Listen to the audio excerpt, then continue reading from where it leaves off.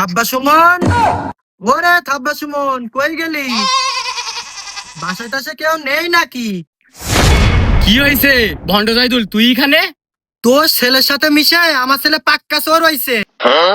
তোর ছেলেরে না করে দে, আমার ছেলের সাথে না মিশতে। আব্বা, এই নাও গরু চুরি করে 1 লাখ টাকা।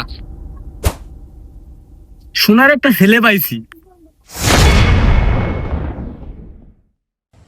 সে রোহিতটা কই গেল?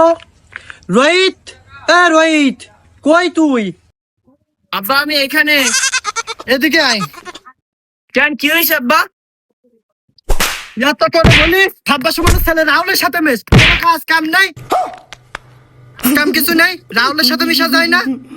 চল আজ ওর হাতে হাতে দিয়ে আসি, ও আজ থেকে ওর সাথেই মিশবি, ও যেখানে যাবে সেখানে যাবে।